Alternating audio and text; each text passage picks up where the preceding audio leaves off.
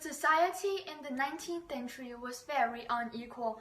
Men dominated the political spaces by working, having the right to vote and power in politics, while women's role is just to cook, raise their children, and stay home. We traditionally run the household and raise the children. We are nurses, mothers, wives, friends, and neighbors, teachers. At the same time, we're also limited in variety of areas as income, properties, educations, and rights to vote.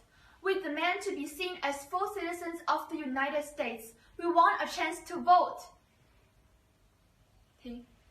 One part of our story began in the spring of 1840 when 24-year-old Elizabeth and her new husband Henry Stanton attended the World's Anti-Slavery Convention in London.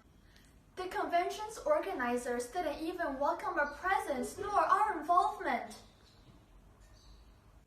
You women shouldn't even attend this meeting. Mixed-sex meetings in British is forbidden, and women's involvement in politics was un-Christian. How could you say that? Do not argue anymore. Go sit down quietly in that woman-only section. All women, including Elizabeth, are told to sit down quietly and are curtained off from the main convention hall, where they could only listen but not to participate in the convention's proceedings. Fortunately, she met Lucretia Chamot. And nowadays, we are treated so unreasonably, sitting separately and having no rights. Are we just like properties, just like slaves? It's time for women to rise. I promise that in my lifetime, there will be a women's convention. Elizabeth's feelings toward women's suffrage was determined. She would not stay silenced. From that time on, I realized a change has to be made for women's rights. My friends and I often meet in an afternoon tea, talking about our well-being. Don't get me wrong, I love my husband and motherhood, but I wish there's something more. In 1847, the Stanton family moved to a small town in Seneca Falls in New York. Elizabeth would later become most known for her role in the women's first rights. The first women's convention is held on July the 20th, 1848, in Seneca Falls in Wesleyan Chapel, where about 300 people attended. Elizabeth wrote with the help of her fellow feminists what they call the Declaration of the Sentiments, in which inequalities were denounced. Elizabeth's convention will surely change a lot of people's mind, such as women could get custody of her child if she divorces and have opportunity of higher education. We hold these truths to be self-evident that all men and women are created equal. On the second day of the convention, 12 resolutions are passed and signed by 68 women and 33 men. The reception of this event by the public and the newspaper were very negative. Dull and uninteresting, insane and ludicrous, what they said.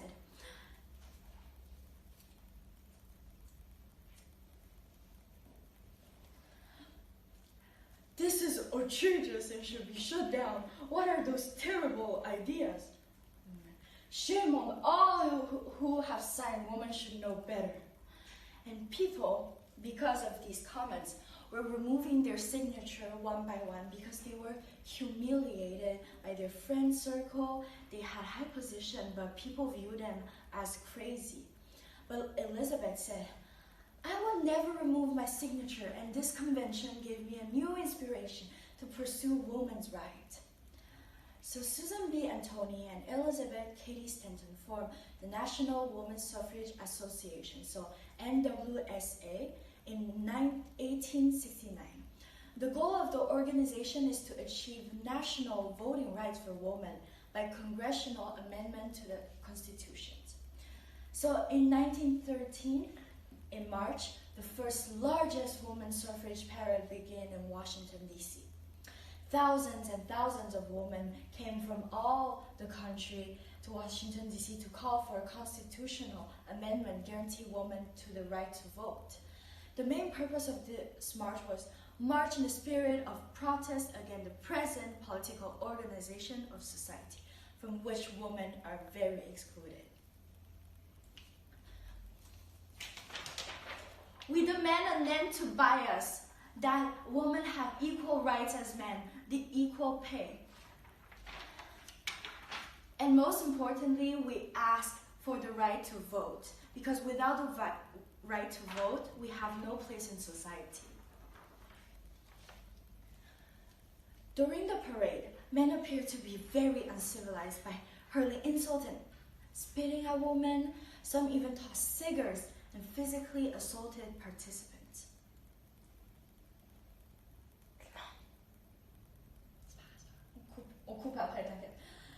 The police did not intervene or did not do any actions to protect the marchers from dangerous attack. Hundreds were hurt, they were humiliated, some spit on them, and so one day,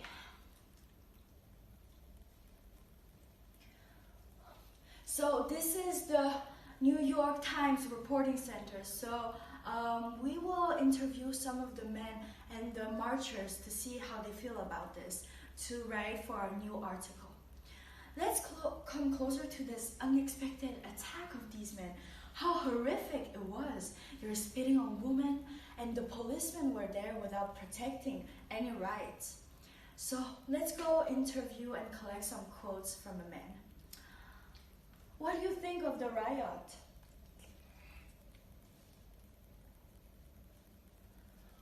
Well, I think they should have stayed where they belong and do not disturb the society. Women doing household and staying there are the best. By the end of the spectacle, 100 marchers were taken to the local emergency hospital, and people were shouting, "This is unacceptable coming from the law enforcement and the men. This is horrific," and slowly began to realize that women should also have a place in society. This 1913 suffrage parade stands out as an admirable effort of reporting a women's campaign for equality. More and more people were supporting this cause. The woman on White House, once leading dozens of marches while having a chronic disease, Inez Mulholland, made a last suffrage speech before she collapsed and died. And her last words were, "Mr. President, how long must women wait for liberty?" So after decades and decades of fighting in 1920, the Congress finally ratified the 19th Amendment, granting women the right to vote. And this is only the first main barriers, and there are more to break even today.